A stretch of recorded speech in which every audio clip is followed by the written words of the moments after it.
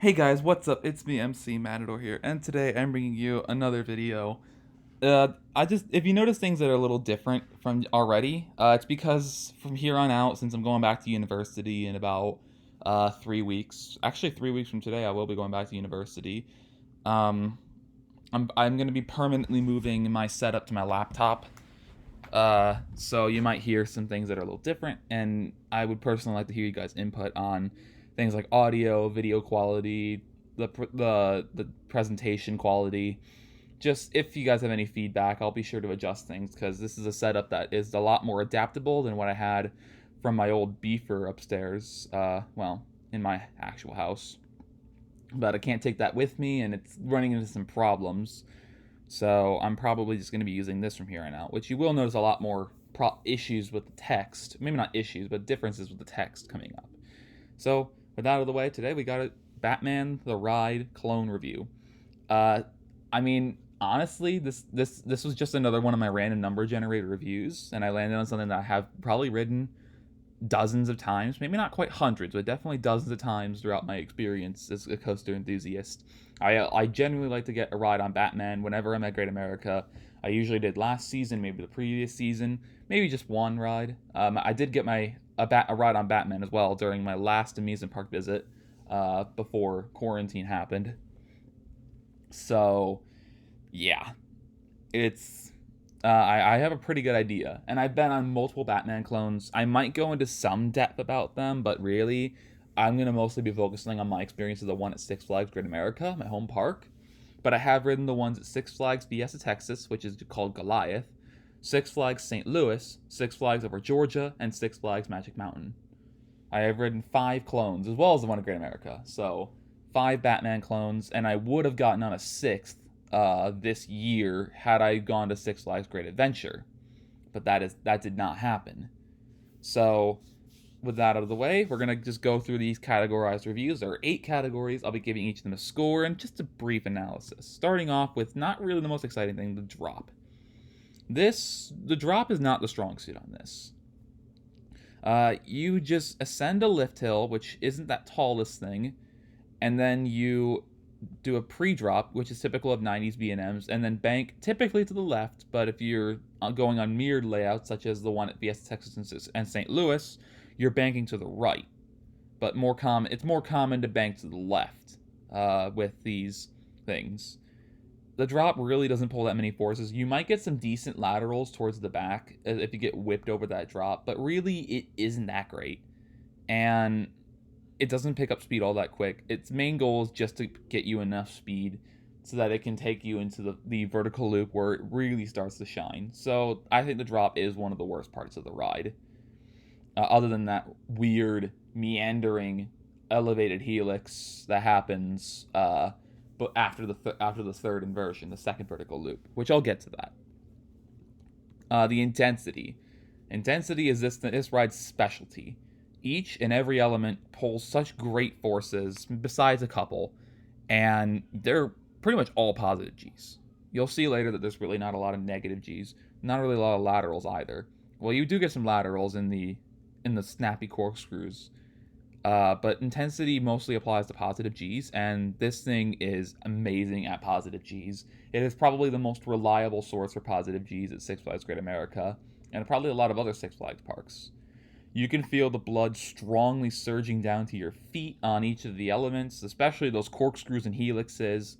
The ride is honestly very hard marathon as well because of these extensive positives, and more sensitive riders, like when I was younger, because I've been riding this thing since about 2010.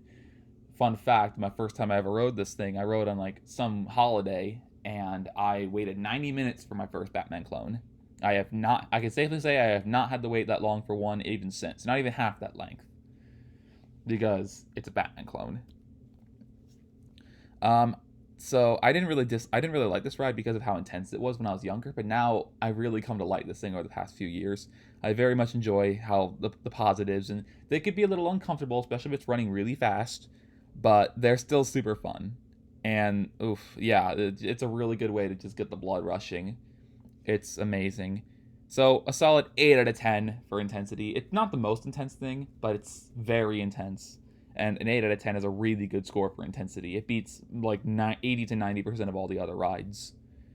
Moving on, we have duration. This ride approximately is around 40 seconds from the disengagement from the lift hill to the moment the brakes kick in the tunnel. So, but I have seen POVs that clock in a little less. So I'm probably going to go a little less, but since it's really close to 40 seconds, I'm going to give it a 5 out of 10. It does feel kind of short as well. It does feel kind of short, but it does feel complete. You kind of know what you're getting into with a Batman clone. You don't ride it and be like, that's it, because it ends off with it does end off with a bang with that, after that weird upward helix that kind of slows you down before going into that corkscrew. And I'm going to give it the benefit of the doubt because the ride does feel complete. I'm not left wanting more with Batman. I feel complete every time I get off of it. So I'm going to give it a solid 5 out of 10, which is about average. Moving on, we have Airtime. I'm not going to have any photos here because, especially since I've only been on 5 Batman clones, and kind of, finding photos is kind of my least favorite part of this thing, but I kind of want people to have some visuals. This ride does not focus on airtime. It does have a few decent moments of laterals or minor negatives. That 0G roll is 0 Gs, so you're pulling more negatives and laterals than positives in that one. But this thing does not really have any moments of airtime at all. And not really that much hang time either because the elements are taken at such a breakneck speed. But I've done in previous reviews, I have a hard time giving the airtime category a 1, but I will happily give this category a 2. Just because there is probably some moments where there is some hang time or some laterals or especially some negative Gs like in the 0G roll or popping up into the brake run, you might get a little weightlessness in your stomach. So 2 out of 10 for airtime, which is typical for rides that don't focus on airtime like inverts or other models. Next up, we have the Smoothness. These things were built during the 90s and early 2000s. The one that I ride most frequently at Great America was built in 1992. So this thing is almost coming up on 30 years old. Not quite there, but we'll be coming up on 30 years old before I graduate college. So, and every clone I've ridden after that has been younger, but most of the clones that I've ridden were built in the 90s or early 2000s. And I don't think any Batman clones have been built since like 2005 or something. None of the 5 clones I have ridden have been like super rough, so to say, especially if you know how to ride them. But there is a noticeable difference between the front and the back. The front is a lot smoother than the back. Like you don't have to ride as defensively. You might get better positives in the back, but you're more prone to headbanging. So I prefer the front for that reason. Inexperienced riders like younger me will experience some headbanging like younger me. But the ride does run pretty smooth otherwise. So I'm going to give it a solid 7 out of 10. The headbanging could prove some issues, and there is a bit of a vibration because it is an old B&M, but it's not terrible. It really isn't. These are still super smooth given their age. So, yeah. Moving on, we have the Restraints. These are the classic old-style B&M over-the-shoulder restraints. They're rather accommodating to riders of all heights, so I was just as comfortable in this restraint as I was as a kid as I was when I'm riding this thing now, being almost 20. So I've been riding this thing for almost a decade, and the restraints are still just as cozy. I do personally like having the restraints a bit tighter as well because there's a certain point my body is at a current size where I can pull the restraints down and they like lock on me. Not like bone crushingly tight, but tight enough to where I kind of don't move around all that much, because you will get thrown around a bit more if your restraints loose. This is not a ride you want to have loose restraints on, and these do not have the microclick technology, so there is a good chance you will have a bit of wiggle room in your restraints. There is the over-the-shoulder restraints with the grab bars, as well as the seat belts that go between your legs, just as a secondary line of defense. They're very good for the type of ride. This is a classic B&M invert style restraint, and I have no problems with any of it, except for the way the seats are arranged, because these invert trains are very crowded. There's not a lot of room between you and the riders next to you, and you have a very narrow clearance to get to your row. So I will be docking points for that because I personally like riding in the center, but I don't like having my elbows touching two people's. They're usually friends, but sometimes they end up being strangers if I go alone. So I will dock points off of the restraints category for these guys being for these restraints and seats being so close together. I think they've gotten better at that since during other inverts. I didn't have that much of a problem. I really only noticed it on the Batman clones, but I have also not ridden a B&M invert since, well, other than Batman, since 2018 when I rode Raptor. So yeah, I did not ride a single B&M invert other than Batman the Ride in 2019. So I might be misremembering, but this is about Batman, not about any other B&M invert. The level of theming varies between clone to clone. Some clones have absolutely no theming, like Goliath at Six Flags Fiesta Texas, or Great White at SeaWorld San Antonio, which I've not been on. But others do have more theming, such as Great America's has probably the most theming because you have the crashed police car and the Gotham City Park out at the very front of the queue. And then most of the Batman the Ride property names have what some people could refer to as the microwave oven or the Bat Cave. It's supposed to be the Bat Cave, but it's essentially a sort of sewer duct replica that you're supposed to take to climb up to the top of the station, and there's absolutely no ventilation. So if you get stuck in there in a hot day, you're going to be sweating a lot.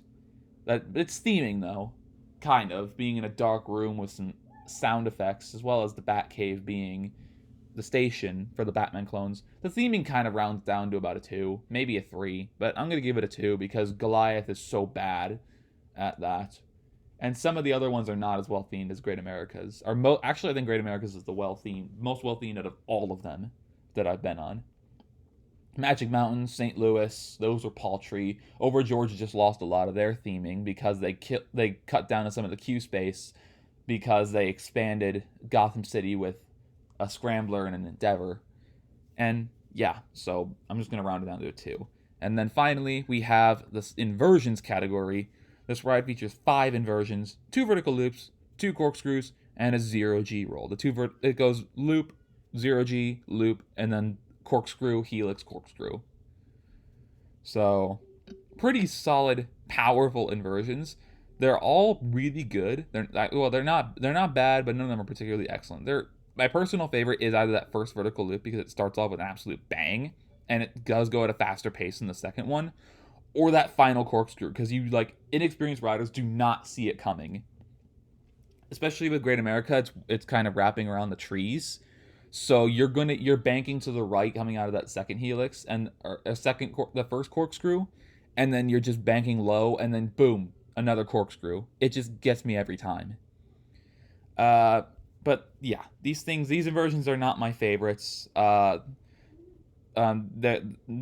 inversions I mentioned are not strong favorites, but due to the ride's pace, they also kind of blur in my head a bit. This thing is breakneck. The inversions do feel kind of the same a lot of the way. Like, none of them really stick out because they just blur together because of the pace. So, that's that. With overall, we have a total score. So, summing up the 8 categories, we have a score of 39 out of 80, which leads to an average score of 4 7/8, or 4.875. But those only exist because my mathematical curiosity needs to be satiated based on just my ratings. So my actual score is a 7.5 out of 10. I will kind of be docking points because there are like over 10 of these operating around the world, and there are several that I have not been on yet, mainly like over Texas, Great Adventure, La Ronde, SeaWorld San Antonio, and I think there's some random ones scattered across the rest of the world. I think there's like one in Japan or something. I don't know. But yeah, I do think that these are one of the best clone rides around. Like, considering how much they've been cloned by Six Flags in the late '90s or the '90s and early 2000s, they were fantastic clones, and they're always fun to get a lap on. Coaster enthusiasts do tend to overlook these rides because, like I said, they're clones. But I always enjoy getting a lap on these things. They're not credits I dread getting, which is always good. They're not credits I actively avoid at my home park, which that's actually really high praise because half the rides at my home park I don't ride on every visit. Um, And to reinstate my reference as well, I've ridden 5 Batman clones. My personal favorite, the one at Great America, as well as the ones at Fiesta, Texas, over Georgia, St. Louis, and Magic Mountain in chronological order. And I have not picked up a new Batman credit since 2017 with my second favorite one at Magic Mountain. But they're not going to be credits I dread picking up anytime. And I always get a lap on this thing at Great America. They provide fast, fun, intense rides in a small package, and they're always worth a lap or two, whether or not you're traveling, especially whether or not you're traveling near, like if I go to St. Louis, traveling far, like if I end up at Great Adventure or Magic Mountain, or you're just getting a lap on the one at your home park. Especially since Gotham City is a very densely packed region of stuff. It's got log flume, wave swinger that I like to go on sometimes, several concession stands as well as the pasta place I eat at, as well as Joker and V2, and a bathroom. So Yankee Harbor is also a good place to be around, speaking from my home park experience. So that's it, guys. If you guys have enjoyed the video, feel free to leave a like, comment, or subscription. I hope you guys have a great insert unit of time here. Stay safe. Oh, one more thing before I tell you guys my final wishes. 1 week from today, I will be in Monticello, Indiana, preparing to go to Indiana Beach. Saturday, August 1st, I'll be spending pretty much the entire day at Indiana Beach, which will be my first park visit and first credits of 2020. I also plan on going to Six Flags St. Louis during their Fright Fest with a friend, but I'm still hammering out the details of that because me and a friend are going to the same college together. So we're going to try and split costs. But that's a little thing going on. Unless the governor of Illinois makes Indiana one of the no-travel states in the next week, I'm going to Indiana Beach in a week's time. I said this in my last video at the very end, but I wanted to reinstate that, especially now that it's 1 week away. So next week, expect some previews from Indiana Beach, and maybe if I'm there long enough, especially since I just upgraded my phone, maybe we'll get some off-rides. I got room for that. So, that's it, guys. Just to end off the video, I wish you guys peace.